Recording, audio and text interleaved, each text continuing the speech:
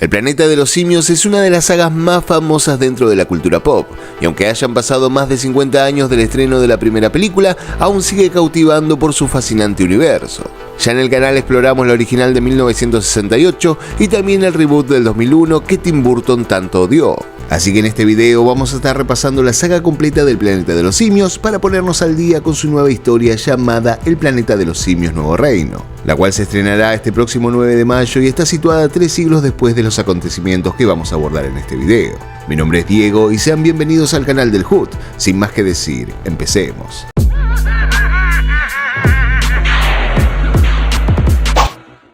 La historia nos presenta a Ojos Brillantes, una hembra que estaba sirviendo como base para un experimento de un grupo de científicos que buscaban hallar la cura del Alzheimer. Esta droga que le suministraban hacía que el nivel de aprendizaje aumentara, por lo tanto su inteligencia también. Pero en medio de una importante reunión, Ojos Brillantes escapa de su jaula y termina haciendo destrozos en la compañía. Esto causa que un guardia de seguridad le dispare y termine acabando con su vida frente a todos los ejecutivos. Luego, uno de los empresarios más importantes le ordena a uno de los asistentes que durmieran a todos los simios, ya que no le servían tras la mala puesta en escena que Ojos Brillantes causó. Pero tras la muerte de todos los simios, aquel asistente halló un pequeño bebé y descubrió que Ojos Brillantes en realidad estaba protegiendo a su hijo. Esto hace que él no se anime a inyectarlo y se lo entrega al Dr. Will Rodman, interpretado por Jane Franco, para que lo cuidase. Luego vemos como Will lleva al pequeño simio a su hogar, donde conocemos a su padre, quien padecía la misma enfermedad que trataba de curar. Después la película da un salto en el tiempo y nos sitúa a los 3 años del simio, al cual llamaron César. Allí se revela cómo la droga de Ojos Brillantes se transmitió a su hijo, por lo que ahora también era mucho más inteligente.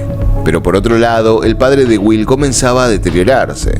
Esto hace que el científico tome varias drogas experimentales del laboratorio para usarlas en su padre. Al poco tiempo descubre que aquellas drogas funcionaron y su padre iba recobrando la memoria. También vemos cómo César lidiaba con las situaciones cotidianas, hasta que en un momento cuando sale a la calle es golpeado por un vecino. Tras el ataque, Will lo lleva al zoológico más cercano, donde una veterinaria llamada Carolina lo cura y también se transforma en el interés amoroso de Will. Ella también es la primera que pone cierta alerta sobre lo inteligente que se estaba volviendo César y el temor que esto le producía. Después la película vuelve a dar un salto en el tiempo y nos presenta a César con 8 años, pero este simio había comenzado a cuestionar su propia existencia. Quería saber de dónde venía, ya que no le bastaba con que Will le dijera que él era el padre. Es entonces que Will lo lleva al laboratorio y le cuenta la verdad de cómo terminó en su casa. Esta información cambió completamente al simio, quien se mostraba más distante y pensativo. Pero todo se desborda cuando el padre de Will comenzó nuevamente a desvariar. Esto produjo que el anciano se subiera al auto del vecino y lo chocara accidentalmente. Tras esto, este vecino comenzó a agredirlo y César interfirió golpeándolo. Incluso la ira del simio lo llevó a perseguirlo cuando intentaba escapar y le terminó arrancando un dedo de la mano con su boca. Tras este estallido, César terminó detenido y siendo llevado por control animal. A partir de ahí, el simio comienza a vivir un infierno, primero teniendo que compartir el lugar con otros simios y también viéndose maltratado por uno de los cuidadores. En paralelo, Will logra convencer a uno de los empresarios para volver a poner en funcionamiento los experimentos con la droga que utilizaron en Ojos Brillantes. En esta ocasión, un nuevo simio aparece en escena llamado Koba, y también vamos viendo que aquella droga tenía efectos nocivos en los humanos. César, mientras tanto, luchaba por ser aceptado por el resto de la manada y conoció a un orangután de circo llamado Maurice, con quien lograba comunicarse a través de señas. Al ser más inteligente que el resto, César se organizó. Primeramente liberó a un gran gorila de su jaula para que lo ayudara y tras esto se enfrentó a su oponente y se convirtió en el líder de la manada. Aquel liderazgo fue cambiando aún más a César hasta oponerse a regresar con Will. Tras este gesto, el resto de los simios comenzaron a apoyarlo por completo y comenzó la revolución. Una noche César logró escapar de su jaula y se dirigió a su antigua casa para recoger aquella droga que habían utilizado en su madre. Luego la dispersó por todo el lugar, dándole la oportunidad a todos los simios de volverse más inteligentes. La primera víctima de este ejército de simios fue aquel cuidador que los maltrataba. Primeramente César había detenido uno de sus golpes para luego decir sus primeras y escalofriantes palabras.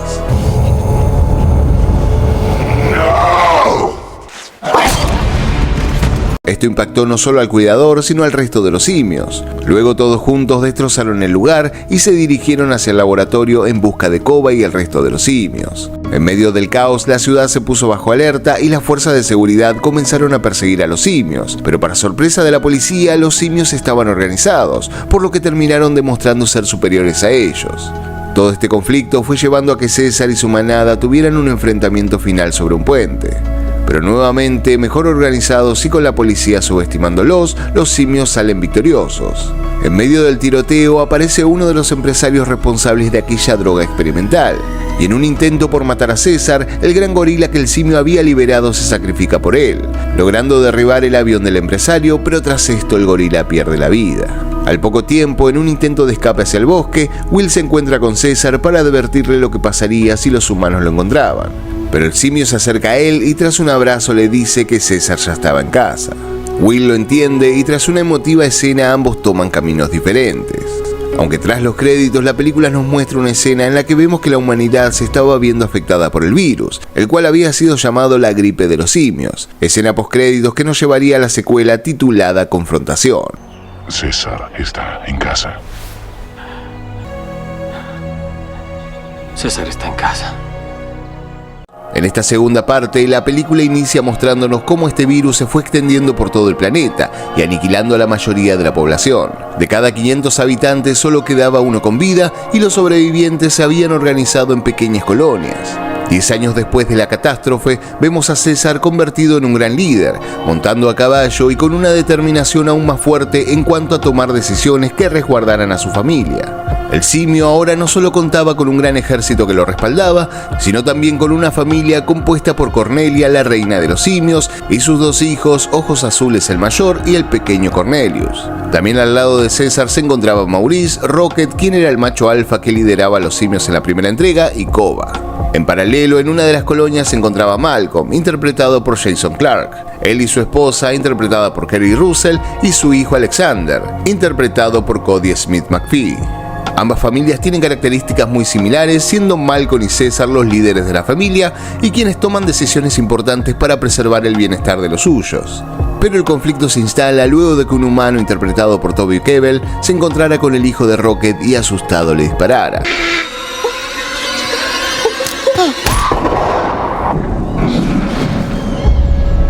Allí los simios descubren que los humanos no estaban extintos y los humanos se sorprenden al oír hablar a los simios y ver lo organizado que estaban. Pero aquel disparo termina haciendo que César los echara de sus dominios y enviara a Koba a seguirlos para saber qué estaban tramando. De regreso a la colonia, Malcolm le cuenta a Dreyfus, un viejo jefe de policía interpretado por el gran Gary Oldman, que los simios estaban organizados y también hablaban. Algo que parecía ser una locura, pero la gente no le dio mucha importancia. ¿No estás escuchando lo que dijo? ¡Ellos hablaron! Eso no es posible. Es verdad, Dreyfus, lo hicieron. Fue increíble. ¡Increíble! Sin embargo, Koba llega a las instalaciones de los humanos y al descubrir que estaban armados decide alertar a César. Koba estaba convencido de que los humanos no eran buenos, debido a que había vivido en carne propia lo crueles que podían llegar a ser. Pero César decidió ir hacia la colonia para advertir a los humanos que si volvían a pisar sus dominios, ellos iniciarían una guerra. La escena es una de las más impresionantes de la película, aquella donde los humanos abren la puerta del fuerte donde se refugiaban y se encuentran con los simios montados a caballo, y seguido de esto, todos quedan sorprendidos y atemorizados al oírlos hablar. ¡Simios! ¡No quieren una guerra! Como vemos acá, 10 años después del virus, ni los humanos ni los simios estaban al tanto de la existencia del otro. Pero cuando parecía que la advertencia de César bastaría, Dreyfus decide ir a la confrontación con los simios, ya que donde ellos vivían se encontraba una central eléctrica, la cual era la única que les permitiría salir de las sombras y poder conectarse con el resto del mundo. Malcolm, por su parte, le pide a Dreyfus que le diera tiempo para ir a hablar con César y conseguir que el simio se diera cuenta de que los humanos no eran una amenaza. Es de esta manera que Malcolm se dirige al reino de los simios y al llegar allí logra convencer a César de que un grupo de humanos se instalara unos días para trabajar en la central y luego se irían. Pero esto despertó la ira en Koba, quien creía que los humanos con electricidad serían aún más peligrosos. La decisión de César comenzó a fracturar su sociedad entre los que pensaban igual a Koba y los que solo querían la paz y no sentían la necesidad de eliminar a los humanos. César ama humanos más que simios. Más que tus hijos. Aquella unión entre simios y humanos fue llevando a que Koba se rebelara contra César y comenzara un plan para derrocarlo. Primeramente se infiltró en el campamento de los humanos y tras matar a 2 guardias les robó parte de su arsenal. Por la parte de los humanos, Carver había intentado herir al pequeño hijo de César, por lo que había sido encerrado en una camioneta para que no causara más daño. Tanto Koba como Carver son personajes homólogos, o sea que comparten muchísimas similitudes como el temperamento y fueron los responsables de que ambas sociedades se terminaran enfrentando. Aunque tras el golpe de Koba al campamento humano, el simio terminó regresando a su hogar y el primero en ejecutar fue Carver.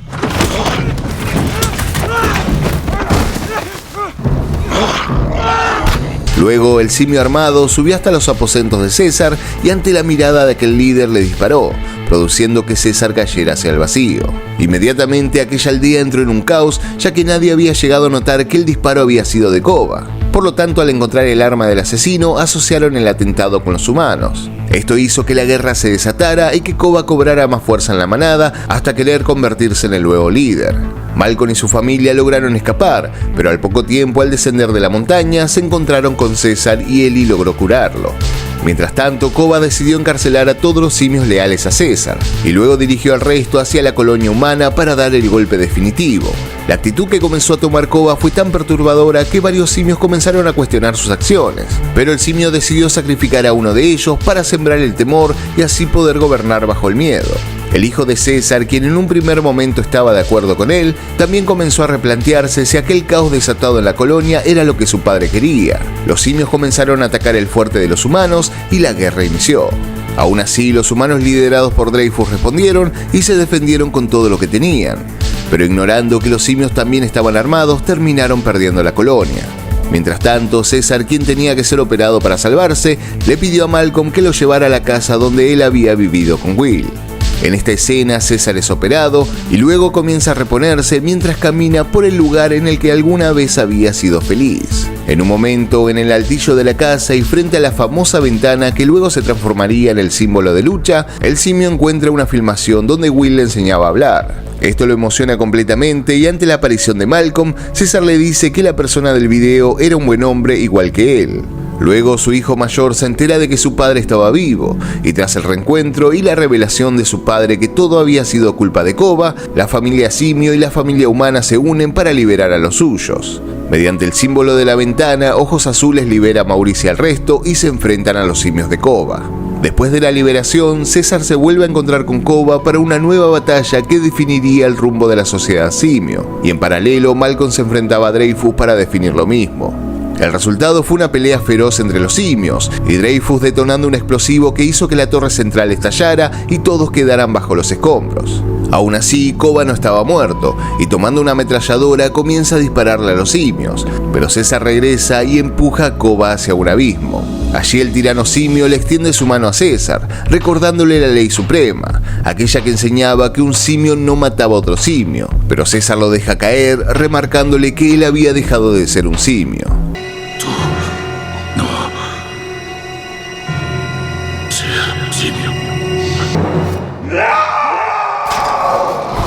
Luego del terrible enfrentamiento que había dejado devastada la ciudad, Malcolm se encuentra con César y le advierte que una colonia militar se había enterado de lo sucedido y que si no se marchaban rápido, ellos seguramente los matarían.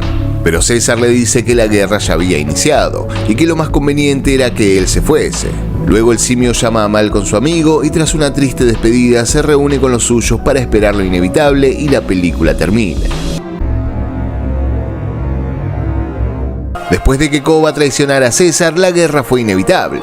Tras el enfrentamiento entre los humanos liderados por Dreyfus, una base militar del norte fue alertada del atentado que llevaron a cabo los simios, por lo tanto se dirigieron a cobrar venganza. En esta tercera entrega vemos como el coronel de aquel remanente militar de los Estados Unidos, interpretado por Woody Harrelson, llevaba a cabo la misión de encontrar a César y matarlo. Hasta ese momento, César se había convertido en el principal enemigo de los humanos, hasta incluso para algunos era una leyenda, aquel simio líder que podía hablar y destacaba por su gran inteligencia. En una primera escena vemos como un grupo de soldados se sumergen en la selva y atacan una aldea simia. También vemos que contaban con la cooperación de varios simios traidores que antiguamente servían a Koba. Luego del ataque, los simios responden y un brutal enfrentamiento se produce. El resultado fue una masacre y más de 60 simios muertos, y por otro lado, varios soldados humanos fueron capturados y llevados frente a César. Ahí descubrimos nuevos simios alrededor de él, dentro de ellos a Winter, un simio albino que aparentemente funcionaba como un miembro importante de la manada. Como respuesta ante el ataque del coronel, César decide liberar a los humanos. Esta era una clara señal de que los simios querían la paz. Pero esta señal no bastaría para que el ejército se detuviera. Una noche, cuando toda la aldea simia se encontraba durmiendo, César se da cuenta de que un grupo de soldados había ingresado a su hogar. Rápidamente alerta a sus tropas y los simios empiezan sigilosamente a eliminar a los soldados infiltrados. Pero esto no detendría al coronel, quien estaba en los aposentos de César y creyendo que allí estaba el simio líder, terminó asesinando a su esposa y a su hijo mayor. César corre rápidamente para impedir el asesinato, pero era demasiado tarde. César ve a los ojos al coronel antes de que éste escapase, mientras el jefe militar mira los cuerpos sin vida de la familia simio. Ahí César se da cuenta de que lo había perdido todo y se enfrenta al militar, pero el coronel logra escapar justo a tiempo. Aquellos asesinatos producen un quiebre en el simio, quien ahora sentía y entendía lo que Koba le decía. El deseo de venganza era tan fuerte en César que decidió partir en busca del coronel. Por otra parte, el resto de la manada también emprendió viaje en busca de un nuevo refugio. Sin embargo, Maurice, Rocket y el gorila Luca decidieron acompañar a su líder, ya que sabían que solo no podría llegar al militar. La lealtad de aquellos simios que conocimos en la primera película los llevó a unirse nuevamente para la batalla final. Es de esta forma que el grupo comenzó su camino, pero en medio del viaje se toparon con una pequeña niña muda, que había quedado huérfana luego de que César matara al humano a cargo de ella. Maurice, quien sabía el lenguaje de señas, logró conectarse con la niña y entendió que no era una amenaza, por lo tanto convenció a César que se uniera al equipo. A esta niña más tarde Maurice le da el nombre de Nova, una clara referencia a Nova de la película original de 1968. La aventura fue llevando a los simios hacia la nieve, donde se encontraron con otro extraño simio que se hacía llamar Simio Malo. Este era un simio de zoológico que había logrado escapar luego de la catástrofe de la gripe simia, y también vendría a poner algo de comedia en medio de un ambiente bastante dramático. Aunque también fue el responsable de una de las mejores escenas de la película. Cuando César intentaba convencerlo de que lo llevara hacia el cuartel del coronel, el simio malo le cuenta que también había perdido un hijo. Esto hace que entienda las motivaciones de César y decida convertirse en el guía. Una nueva escena completamente hecha por CGI, pero que logra transmitir toda la angustia del pequeño simio tras perder a su hijo. Yo tal vez te lleve. El camino continúa y lo lleva a César a encontrarse con un grupo de humanos que terminan matando al gorila Luca. Esto enciende aún más la llama de venganza del simio y hace que se aleje de su grupo, dando a entender que aquella búsqueda era algo personal. Luego, al llegar al asentamiento militar, César se encuentra con un desgarrador escenario. Toda su manada había sido capturada y condenada a trabajar para los militares construyendo un muro. Los que se habían rebelado eran crucificados y expuestos como ejemplo para aquellos que intentaran hacer lo mismo. Pero cuando César intentó liberar a uno de ellos, aquel gorila traidor que trabajaba para los humanos lo sorprende y lo captura. Luego César despierta frente a su principal enemigo. El coronel conoce al simio y, sorprendido por su inteligencia, lo somete al trabajo duro junto a los suyos. Mírate.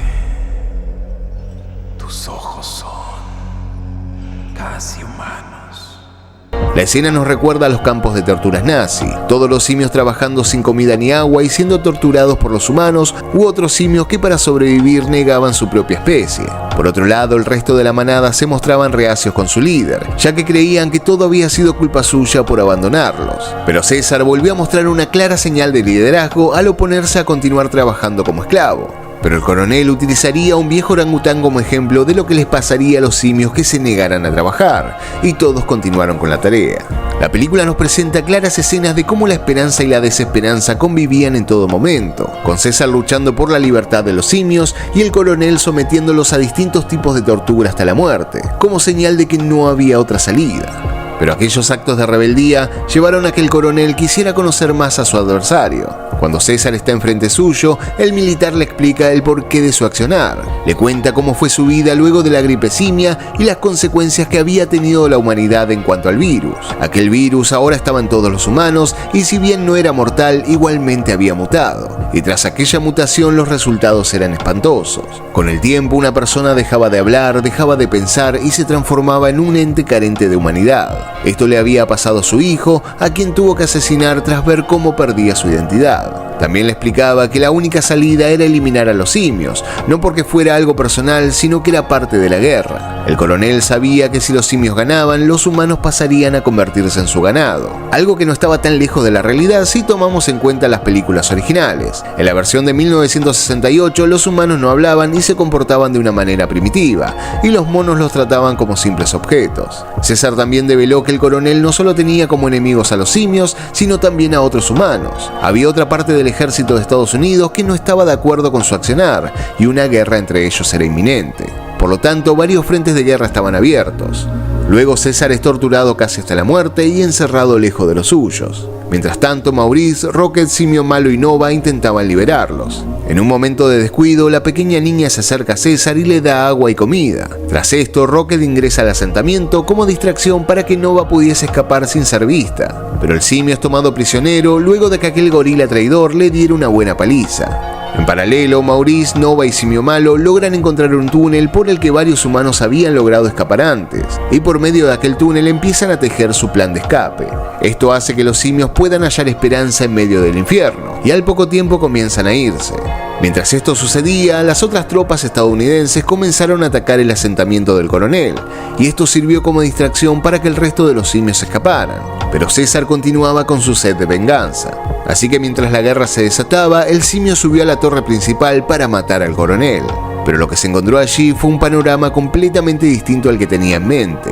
El coronel estaba tirado en su cama completamente alcoholizado, y cuando César se acercó para matarlo con su propia arma, se dio cuenta que el virus había avanzado, y ahora el militar ya no podía hablar. Por lo tanto, el coronel toma la mano de César como implorando que acabase con su vida, pero el simio no lo hace y solo coopera acercándole el arma para que él mismo lo hiciera.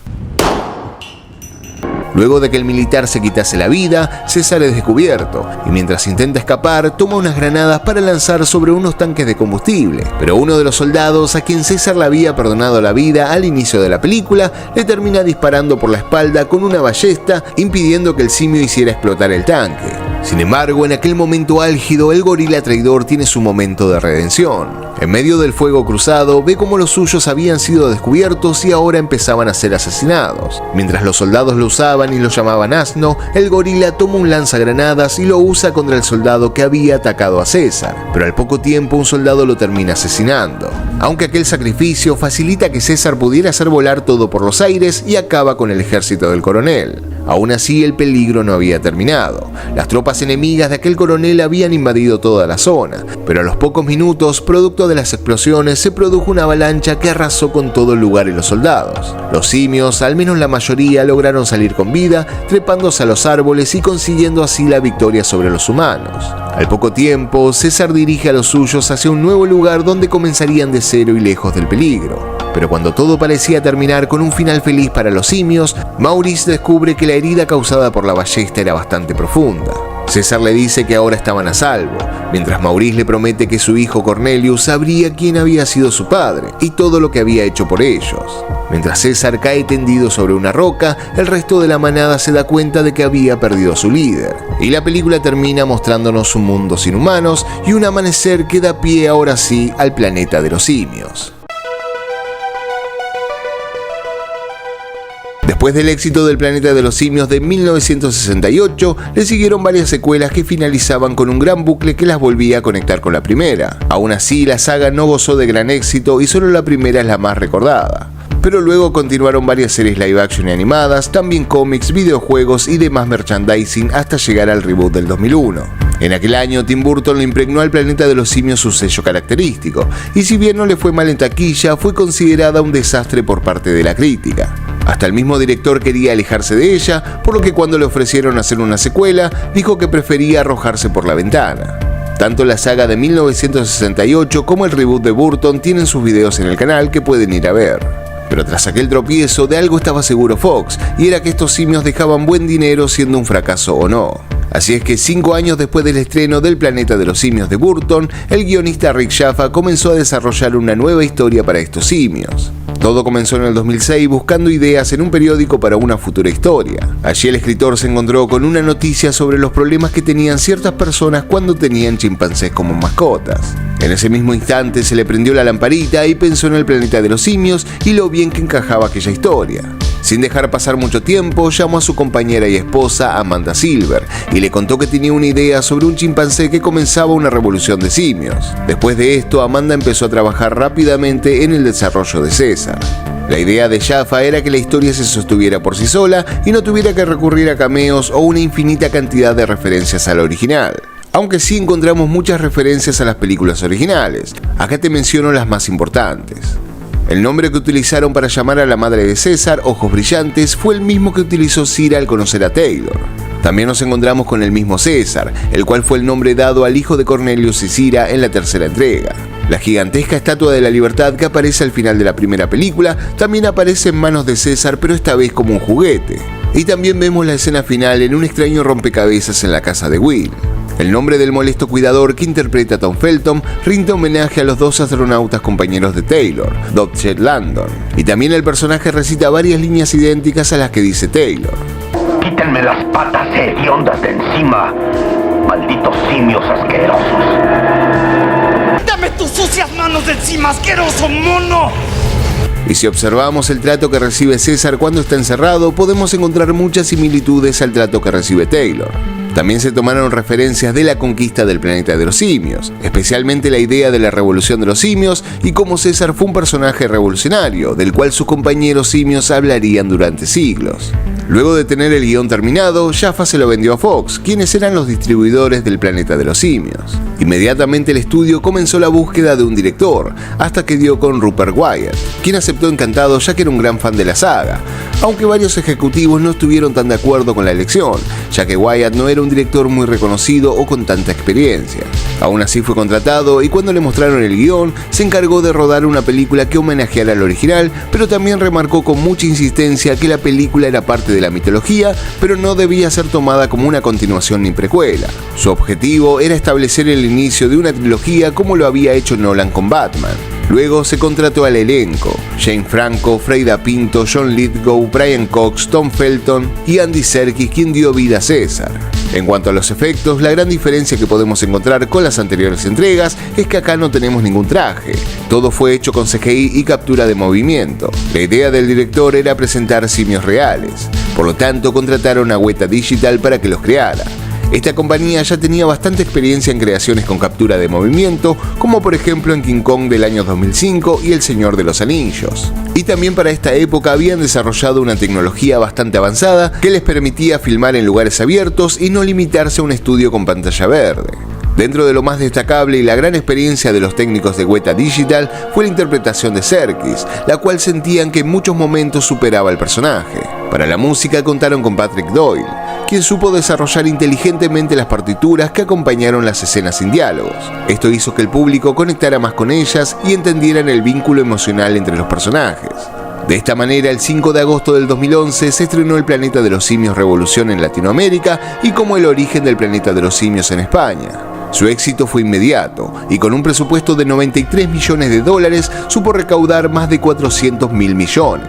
La crítica la amó y elogiaron principalmente el trabajo de Andy Serkis y su capacidad para transmitir un manojo de emociones que iban desde lo más tierno hasta lo más violento. Con su estreno le siguieron varios premios y nominaciones dentro de la Academia y otros como los premios Saturn. Y como no podía ser menos, al igual que todas sus antecesoras, a la película le acompañó un gran merchandising que fue desde cómics, videojuegos y muchas figuras.